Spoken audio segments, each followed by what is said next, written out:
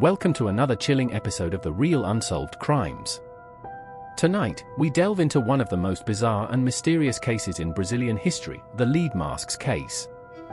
A story of two men found dead under strange circumstances, wearing lead masks, and a cryptic note that has left the world wondering what really happened to Manuel Pereira dos Santos and Miguel José Viana. In the late 1960s, two men in Brazil would meet a strange and tragic fate that has baffled investigators for decades. Their deaths, found to be under highly unusual and unexplained conditions, raised more questions than answers. Was it a ritualistic death, an alien encounter, or simply a series of unfortunate events?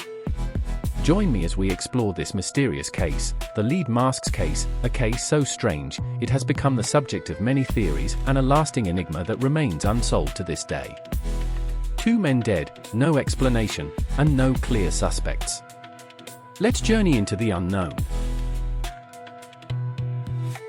It was August 20, 1966, when Manuel Pereira dos Santos and Miguel José Viana, both aged in their 30s, embarked on a mysterious trip to the remote hill of Vintém hill in Brazil.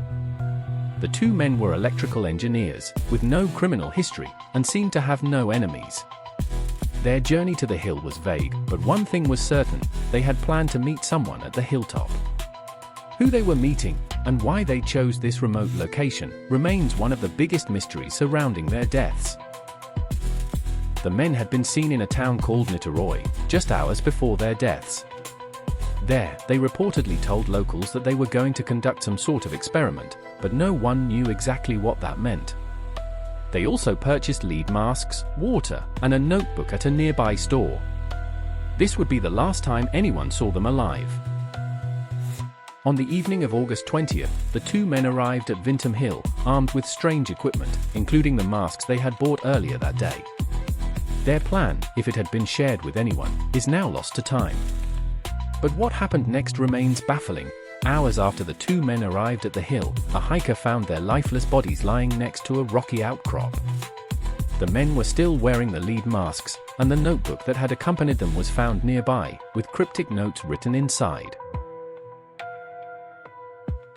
When the hiker stumbled upon the bodies of Manuel and Miguel, they were found in an unnatural position, lying on the ground next to each other, their bodies cold to the touch. What was most disturbing about their deaths, however, was the lead masks they had been wearing, strange, metallic masks that covered their faces. Why would two men, seemingly rational and well-prepared, have chosen to wear such bizarre items in such a remote location?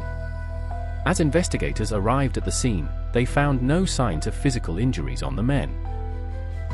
There were no bruises, no wounds, and no signs of struggle.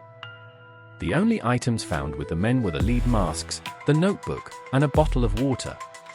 But the most chilling detail of all? The two men had died under mysterious circumstances, and the lead masks were not just for protection, there seemed to be a specific purpose behind them. An autopsy was performed, but the results were inconclusive. The cause of death for Manuel Pereira dos Santos and Miguel José Viana was officially listed as cause of death undetermined. Their bodies were free of toxins, poisons, and injuries. The coroner found nothing that could explain how or why they had died. But that was just the beginning. The most perplexing clue was the notebook found at the scene. It contained a cryptic note, written in a vague and coded manner, which contained no clear explanation but seemed to point to something larger, something more than just a random act of violence or death. The notebook found with the men raised even more questions than answers. It contained cryptic words, but no one could decipher the meaning. Some of the notes appeared to be instructions, but they were scattered and difficult to understand. The men had also written some strange symbols and references to an event or ritual, though nothing could link them to anything familiar. As theories swirled, some investigators suggested that the men had died from some form of poisoning, perhaps from fumes in the masks, or even contaminated water. But toxicology reports showed no traces of poisons, and there was no indication that anything in the water had been tainted. The masks themselves were made of lead, and the idea that they had caused some kind of suffocation was also considered, but again, there was no proof. Was it possible that the two men had engaged in some kind of ritual? Some theories point to the idea that the men were involved in a secret society or were trying to perform an experiment related to altered states of consciousness.